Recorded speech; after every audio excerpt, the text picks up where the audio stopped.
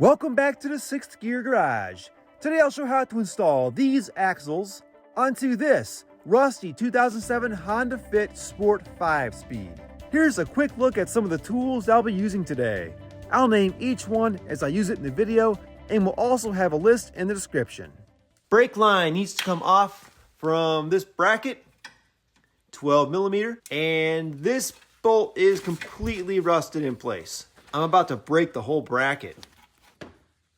For all you viewers in the South and out West, this is why you don't buy a car from Ohio. Let it soak in some PB for a bit. The two caliper bolts on the back are 17 millimeters. Need a short extension as well.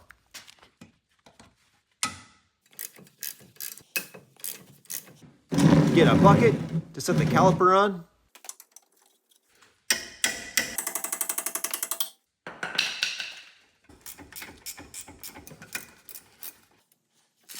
Get the bucket ready so the weight of the caliper isn't just hanging on the rubber brake line. This is an impact driver, and it has a Phillips fitting, perfect for these rotor screws. I could also drill these screws out if I didn't have the impact driver. This car spent its life in salty Cleveland, Ohio, so every bolt and nut is rusty. If you've ever had these rotor screws come out with just a regular screwdriver, let me know in the comments.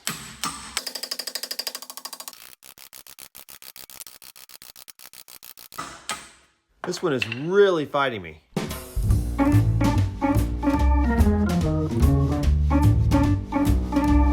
"10 minutes to remove 2 screws. You see the axle nut is staked, so you're supposed to use a new one every time. I have a tiny chisel.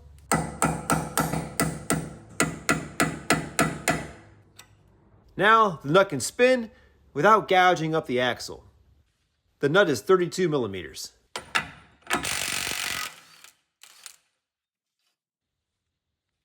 Next comes the tie rod in nut. It has a cotter pin to remove.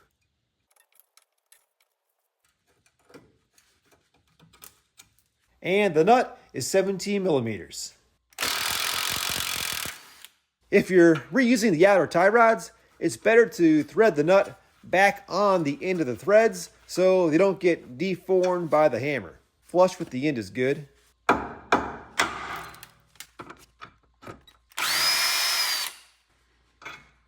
Next, I need to unhook the ABS sensor from this rusty bracket. And the bracket is held on with this top bolt.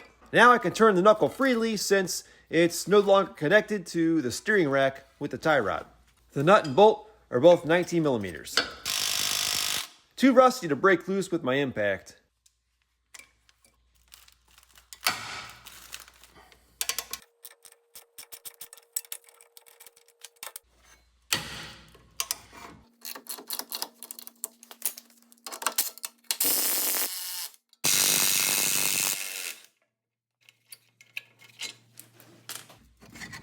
And now I can separate the knuckle from the strut.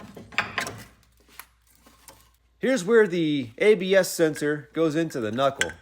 They're supposed to come right out after removing the 10 millimeter bolt, but I already bought new ones because they're always rusted in place. And they always end up breaking. Yep, it's stuck. Maybe I'll have enough room to slide the axle out of the knuckle without having to remove the ABS sensor. So close. Unhooked that plastic clip on the wire to get some more slack. Almost. There. I'm also removing the knuckle to replace the wheel bearing and lower control arm, which I'll show in a separate video to keep this one short. The knuckle can stay attached to the lower control arm if I'm only replacing the axles. On the driver's side of the transmission, there's a bolt with a square 3/8 hole. There's the drain hole. This is manual, so it holds just under 2 quarts. Ah, shit. I'm under the car right now using a pry bar to get between the transmission and the inside of the axle. And once the axle pops out a little bit from the trans, I can pull it right out.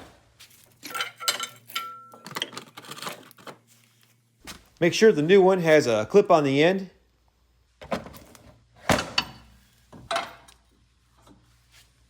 Line up the splines and push it in. Now I'm using a hammer on a wood block to make sure it's all the way seated.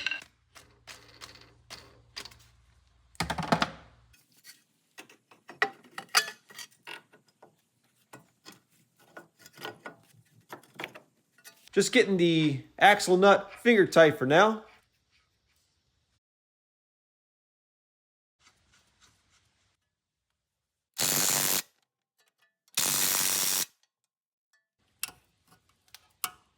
And the tie rod end link goes in from the top.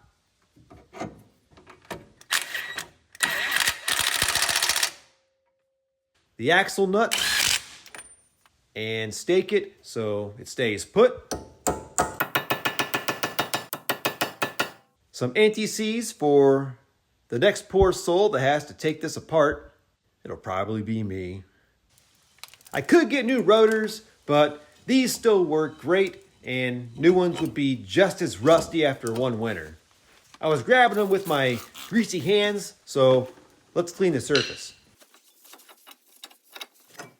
Then there's the rotor screws. This one's kind of chewed up, so I'll just put one in. And of course, I slathered this guy up with anti-seize first. Now all you Southwest subscribers are probably cringing at me reusing this caliper, but it actually works fine. This is just how used calipers look in Ohio. Unless you paint them when they're brand new, like I did on the TSX, those look good after winter. I'll put a link to that video in the description. There may be a front brake job on this fit in a future video. I'm getting these 17mm caliper bolts lined up and started by hand. I'm definitely putting a glob of anti-seize on this 12mm bolt for the brake line bracket. I'm sure it won't be the last time I have to remove that sucker. Since I drained the transmission fluid before replacing the axles, I need to refill that with some fresh Honda MTF. And there's the fill plug right behind the driver axle. My iPhone is having a hard time focusing not on this spider web, but there it is.